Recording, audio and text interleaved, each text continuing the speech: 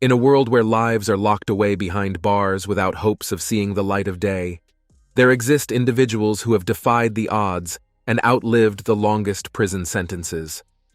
Come with us on this mind-boggling journey, where we witness disturbing stories of people who lived longer than their long prison sentences.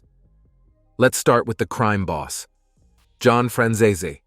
This man was deeply rooted in organized crime, which he began in the 1930s. This criminal activity spanned over 8 decades and passed from one generation to another. Franzese served as underboss of the Colombo family from 1963 until 1967, the time he was caught for his crimes. He was then sentenced to 50 years in prison for orchestrating several bank robberies across the country. Franzese didn't stay too long in jail before he was paroled in 1978. But what do you expect from someone who knew no other way but to commit crimes? He was rejailed at least 6 times on parole violations in the decades that followed. After his 2004 incarceration, he was again promoted to Colombo family underboss in 2005, for the first time since his 1967 imprisonment, by Thomas Gioeli. But you see, Franzese really can't do without breaking rules. He was returned to prison again in 2007 for a parole violation. While he was still incarcerated in June 2008, he was indicted on charges of participating in murders during the Colombo Wars of the early 1990s, stealing fur coats in New York City in the mid-90s, and participating in home invasions by police impersonators in Los Angeles in 2006. The same month, Franzese was indicted along with other Colombo mobsters on charges of racketeering, conspiracy, robbery, extortion, narcotics trafficking, and loan sharking. In December of the same year, Franzese was released from the Metropolitan Detention Center in Brooklyn, and still, he remained the underboss of the Colombo family. Although police knew what he was, they needed strong evidence against him to pin him down for his crimes. Soon the evidence surfaced, and can you guess? It was his son, John Franzese Jr. Young Franzese surprisingly shook hands with the cops and stood to testify against his father. In 2005, he wore a wire around his body while talking to his father, and of course Franzese Sr. said a lot to implicate himself. With the help of Franzese Jr.'s testimony, 93 years of Franzese Sr. was sentenced to another 8 years in prison for extorting 2 Manhattan strip clubs, running a loan shark operation, and extorting a pizzeria on Long Island. Prosecutors had asked for a sentence of 12 years, while Franzese's lawyer asked for leniency based on a variety of ailments, including partial blindness and deafness, gout, and heart and kidney problems. But things didn't go as expected. Franzese was denied compassionate release in July 2016, but on June 23, 2017, he was finally released at the age of 100, making him the oldest federal inmate in the United States, and the only centenarian in federal custody at the time of his release. Franzese was back in the open and continued to live his life, but all that was left for him was just 3 years. He died in February 2020, at the age of 103. While Franzese Sr. made the oldest federal inmate in the United States, his son, Franzese Jr., became the first son of a New York mobster to turn state's evidence and testify against his father. What a family. While Franzese was in jail for the crimes he committed, it was a different case with Joseph Sledge. You see, it all started on September 6, 1976, when 2 women were found dead in Elizabethtown, North Carolina. Both women had multiple stab wounds and other injuries indicating a violent struggle. In an unfortunate twist of events, Joseph, then 33 years old, had recently escaped from minimum security White Lake prison camp on September 5. Because of his record, police suspected him and issued a warrant for his arrest. The first time the police would cite him was in a stolen '69 Chevrolet in Fayetteville, but that day, he escaped on foot after an extended car chase. The next day, he was arrested in Dilian and brought in for questioning. Joseph was charged with misdemeanor larceny and was slammed with a 4-year sentence. The police took their time to interview other prisoners who were close to Joseph when he was in jail following the murders of the women mentioned earlier. Some of these inmates allegedly said Joseph confessed to murder while he was with them in prison. Based on that testimony, Joseph was formally charged with the murders on February 1978. During the trial in May of the same year, Joseph denied that he had committed the crimes, and after 2 days of deliberation, the trial resulted in a hung jury. Again, he was set on trial in August, but this time, the jury convicted him of second-degree murder, and he received 2 back-to-back life sentences. After spending a year in jail, he appealed to the North Carolina Supreme Court, but his efforts failed to acquit him of the crime. Joseph didn't relent. He continued to file post-conviction motions from prison, declining help from a lawyer. Joseph filed over 25 of these from prison, including one that states one of the inmates, Herman Baker, who testified against him, had lied under coercion by the police and promised favors. However, none of these motions succeeded in bringing about an investigation into his exoneration. Joseph stood on the claims that he was innocent. He requested that DNA testing be conducted on the hairs and other evidence found in the case, but somehow, some of the evidence had gone missing, and Joseph remained behind bars still. In 2012, however, the missing evidence resurfaced and was tested, and the results showed that the pubic hair evidence did not match Joseph. In 2013, Baker was given a chance to recant his story, and then he confessed that he and the other inmate, Sutton, had lied about Joseph's involvement because they were promised $3,000 and early parole. Additionally, Baker claimed that police had described the scene to him so that his testimony would be believable. After checking the records to verify this claim, the authorities discovered that both Baker and Sutton received early parole and money. The North Carolina Center on Actual Innocence, which helped to investigate the case, also learned that the prosecution had not shown to the jury key evidence that put Joseph's guilt in doubt. For instance, they discovered that during the case, the prosecution had failed to tell the jury that there was a second suspect who lived 500 yards away, where a shoe print was found that resembled the bloody prints found at the Davis house where the 2 women were killed. On January 25, 2015, Joseph was declared factually innocent by a panel of 3 North Carolina Superior Court judges and was released.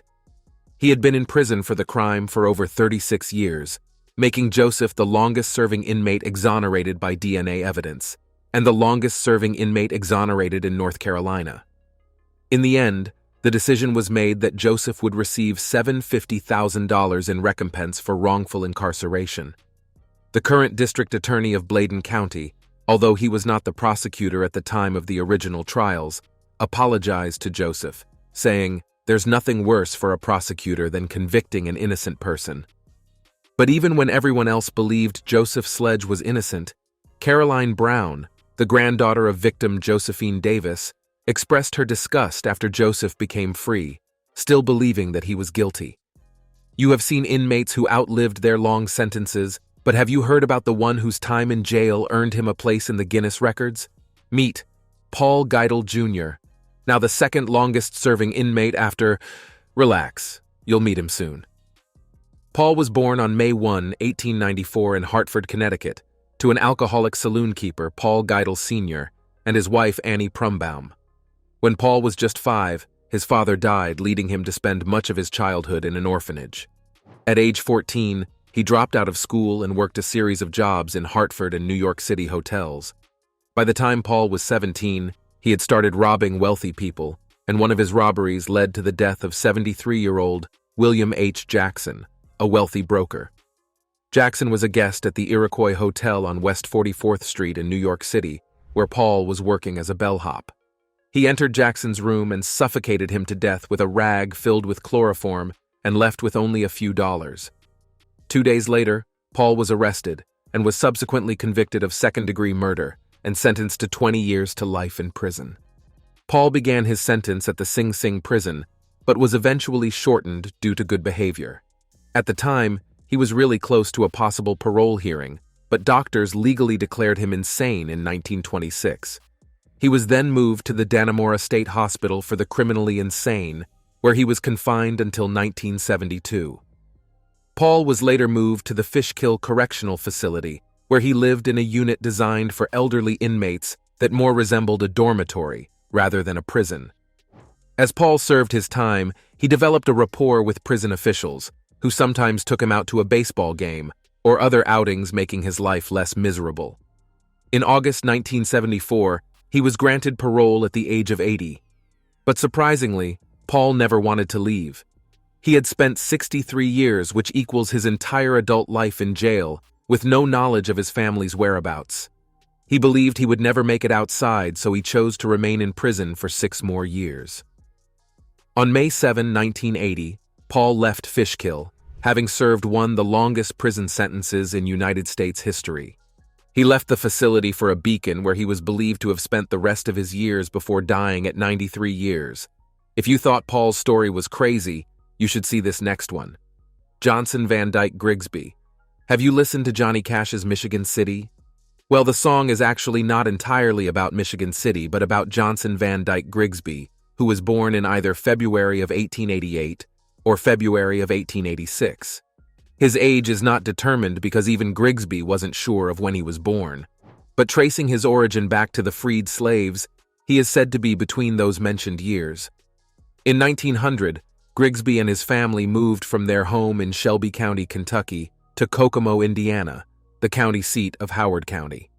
7 years later, Grigsby, an African American, killed a white man named James Brown over a game of 5-card stud poker in a saloon in Anderson, Illinois, which led to a fight. During the altercation, the men, as men often do, cursed at one another. Then, racial slurs were uttered. As the fracas became intensely heated, Brown pulled a knife on Grigsby, who left the bar to retrieve a knife of his own. When he returned, Brown picked up a chair and threw it at him. In response, Grigsby lunged at Brown with his knife and subsequently stabbed Brown to death. To escape the electric chair execution, Grigsby pled guilty to second-degree murder. He was convicted in 1908, and there he began a new and extremely long chapter in life as prisoner 4045. He served his jail time as expected and was released in December 1974, which is 66 long years in the penitentiary, with about 50 years of those years spent in a ward for the insane. Grigsby lived a new life in jail, being a model prisoner who passed the time by reading and rereading the Bible, a dictionary, and a complete set of encyclopedias from A to Z. He had applied for parole 33 times before finally being released. But there was a dilemma. As a free man, Grigsby had to adjust to life on the outside as someone who'd been secluded from the world for nearly 7 decades. While Grigsby's former daily life had consisted of staring at concrete and steel and barbed wire, life beyond the prison walls passed him by, and when he finally stepped outside the front gate, an entirely new world was there to greet him. He was a 90-year-old man who was launched directly from 1908, nearly 70 years into the future, a world where he was instantly expected to adapt. But, as should have been expected, Grigsby found himself unable to cope with such drastic change and voluntarily returned to prison, where he remained for 17 extra months before he was again released. This time, though, at the age of 91, he was out for good. He ended up in the Marion County Health Care Center, though, where he found much comfort in being told when to get up, when to eat, when to bathe, and when to go to bed. This was the only way he knew to live and to survive. His situation is similar to other people who have served a long time in jail. His story reminds us that time, people, and life pass swiftly by, leaving long-serving ex-prisoners confused and lonely upon their release. Next is Richard Honik, an American murderer who served one of the longest custodial sentences ever in American criminal history. Richard Honik was born on January 5, 1879, to a wealthy dealer in farm equipment. When Richard was 20 years old, he was arrested in Chicago in September 1899 for the murder of Walter F. Kohler. He and another man, Herman Hundhausen, had gone to Kohler's room armed with an 8-inch Bowie knife, a 16-inch Bowie knife, a silver-plated case knife, a .44 caliber revolver, a .38 caliber revolver, a .22 caliber revolver, a club, and 2 belts of cartridges. They also carried a getaway kit consisting of 2 satchels filled with dime novels, obscene etchings, and clothes from which the names had been cut. Kohler, who was later found by the police sitting in a chair stabbed in the back, had testified for the prosecution some years earlier when Honik and Hundhausen were charged with setting several fires in their hometown of Hermann, Missouri. According to a confession made by Hundhausen, the two men had sworn revenge and planned Kohler's murder in considerable detail. Honik said Hundhausen had stabbed the dead man with the 8-inch Bowie knife, which was discovered smeared with coagulated blood. After they were sentenced, Honik spent the first years of his sentence in Joliet prison, where in 1912 he stabbed the assistant warden with a handcrafted knife. For that, he served 20 days in solitary confinement and was shackled with a ball and chain for 6 months, but had a clean record after moving to Southern Illinois Penitentiary, where he worked for 35 years in the prison bakery. Honik was released on December 20, 1963, upon the intervention of his niece, Clara Orth, after spending over 60 years in jail, and the two eventually settled in Sutherland, Oregon. In 1971, he was admitted to a Roseburg nursing home, where he spent the last 5 years of his life. He died in December 1976 at the age of 97. Now, it's time for today's subscriber pick. If everyone had to choose how and where to spend their adulthood, no one would choose to spend them behind bars. Life in jail is a different world entirely, leading inmates to become better people or even get worse. This man right here is Francis Smith, the longest-serving prisoner in the state of Connecticut to make it out alive, and his case is one of the most pathetic cases you'd ever come across in this video. As we bring you the full story of Francis Smith, we'd like to hear your opinion on whether inmates who are proven guilty should ever be released because of age or not. Now let's talk about Francis Smith. Born in 1924, he was incarcerated for a 1949 Greenwich murder, which he was convicted of in 1950. Although Smith was a petty criminal, he was sent away for his part in the killing of a night watchman at the Indian Harbor Yacht Club on the Greenwich shore, a conviction that observers and legal experts believe he was innocent of. Since that trial ended in a Bridgeport courtroom, he has spent 70 years in the custody of the state of Connecticut, aside from 2 short intervals. He escaped from a prison farm in Enfield in 1967 and eluded a huge manhunt for 12 days. In his last taste of freedom before his release, he was out on parole for 10 months before committing a violation that put him back behind bars in 1975. After decades in jail, Smith had most recently been incarcerated at the Osborne Correctional Institute in Somers, which is a specialized jail unit for older prisoners. According to the State Department of Correction, he was eventually released in September 2020. Smith had initially been reluctant to accept parole when it was offered to him several years ago, according to the Board of Pardons and Paroles, but has since accepted a placement at the 60 West facility, a privately run operation that contracts with the state for housing elderly parolees. According to Richard Sparaco, executive director of the Board of Pardons and Paroles, there had been no problems with Smith since his release. He also mentioned that, like prison and parole officials around the country, the issue of an aging prison population has become a significant question. The prison population has been seeing a rising number of older inmates behind bars, a consequence of longer prison sentences that were imposed in the 1980s and 90s for convicted felons. In Smith's case, several observers and legal officials have questioned the length of his sentence, as well as the handling of his murder conviction nearly 3/4 of a century ago. Zachary Frey, a data analyst from Greenwich with a strong interest in history, has questions about Smith's guilt after closely reading about the shooting death of the night watchman, Grover Hart, at the yacht club. 2 guns and 2 shooters were involved in the killing of the 68-year-old security guard. One of the shooters, George Loudon of Stamford, quickly took a plea deal offered by the state's attorney and claimed the other suspect was Francis Smith. Loudon had been released since 1966, and he later said he had been forced into naming Smith as the shooter at the boat club by law enforcement authorities. A key witness later recanted her testimony implicating Smith as the second shooter. Another petty criminal from Stamford who was serving time in an Alabama prison, David Blumetti, came forward to claim he was the other accomplice. To Frey, studying the circumstances of the case, it is absolutely fair to say that Smith was wrongfully imprisoned. He called it a miscarriage of justice that Smith was convicted of first-degree murder, as well as the dismissal of his appeals that were turned down in 1965 in federal court. Most likely, Smith didn't shoot Grover Hart. But that's only part of the story. The way Smith's case was mishandled is disturbing, and so the judgment cannot be trusted.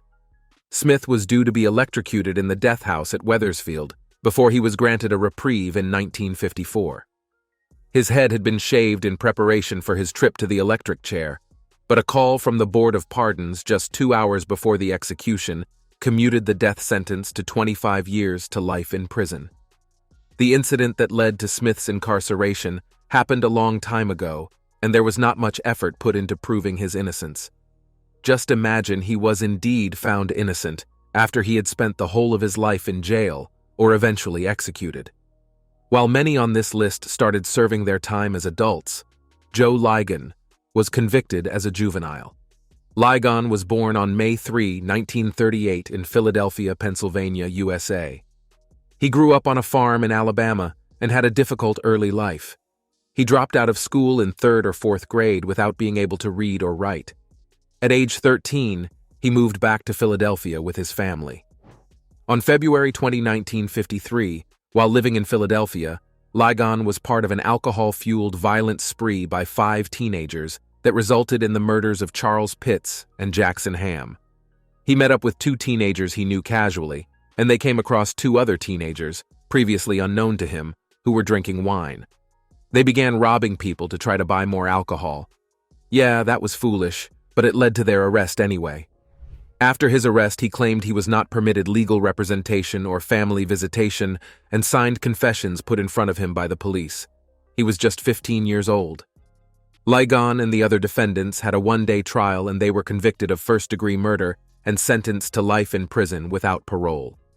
At the time of his trial, Ligon admitted to stabbing one person who survived the attack. He has affirmed his guilt for the stabbing and expressed remorse subsequently, but he has always denied being responsible for either murder. In the early 70s, Ligon and his accomplices were offered clemency, which only Ligon rejected since he would have to be on parole. Bradley Bridge, his attorney for 15 years, said that Ligon had been found guilty by association, and that if he were tried today, he would more likely be convicted of manslaughter and sentenced to 5 or 10 years. Bridge said giving an adult sentence to a child is inherently wrong. In 2012, life sentences for juveniles without the possibility of parole were ruled to be unconstitutional by the U.S. Supreme Court. In 2016, the Supreme Court said that the 2012 ruling was retroactive, and in 2017, Ligon was resentenced to 35 years in jail and became eligible for parole due to the time already served. Ligon felt his sentence had always been unconstitutional, so he returned to court to argue against the parole. The federal court agreed, and in February 2021, he was released without parole. Upon his release, he became America's longest-serving juvenile lifer, having served 68 years behind bars. The last, but not the least on this list, is Glenn Ford, born on October 29, 1949, in Shreveport, Louisiana. He was convicted of murder in 1984 for the murder of 58-year-old Isidore Roseman, who was found dead in his jewelry store on November 5, 1983, by Shreveport police. Roseman had been murdered with a single gunshot wound to the back of the head. Glenn Ford, Roseman's yardman, was known to be in the vicinity of the store at the time of the murder and identified by multiple people at the trial. He was known to be with Jake and Henry Robinson after the crime, showing materials stolen from the crime scene, as well as a .22 caliber pistol belonging to Jake. An acquaintance of Ford testified that he had a .38 pistol in his waistband the morning of the crime, the same caliber bullet found at the crime scene. Police initially were unable to find any evidence of the crime at Ford's residence, but did find residue from a gunshot wound on his left hand, and because Ford is left-handed, it is game over. He was immediately taken into custody. Evidence was, however, found in Henry Robinson's possession, as well as pawn shop receipts in Ford's name from the date of the murder. Ford was assigned 2 attorneys by the state due to his inability to pay for a lawyer on his own. Both were selected from an alphabetical listing of lawyers from the local bar association. The lead attorney was an oil and gas lawyer who had never tried a case, criminal or civil, before a jury. The second attorney had been out of law school for only 2 years and worked at an insurance defense firm on slip-and-fall cases. Prosecutors were able to take advantage of the defense's inexperience and used a peremptory challenge capacity to keep African Americans off the jury, resulting in an all-Caucasian jury with a Caucasian judge. Ford was convicted and sentenced to death by the jury without a murder weapon linking him to the crime, and with evidence from confidential informants withheld. In 1988, Ford was sentenced to death by electrocution at Louisiana State Penitentiary. In 2000, the Louisiana Supreme Court ordered a hearing on Ford's claim that the prosecution suppressed evidence that might have shown Jake and Henry Robinson to be responsible for the murder. In 2013, an unidentified informant told prosecutors that Jake Robinson admitted to shooting and killing Roseman. This led to Ford's legal team filing a motion to vacate his conviction and sentence in March 2014, stating that credible evidence supporting a finding that Ford was neither present at nor a participant in the robbery and murder of Isidore Roseman. That same month, State District Judge Ramona Emanuel overturned his conviction. Ford became one of at least 150 people on death row in the United States who were later exonerated and released. What do you have to say about these cases? Let us know in the comment section. Thank you for watching. See you in the next video.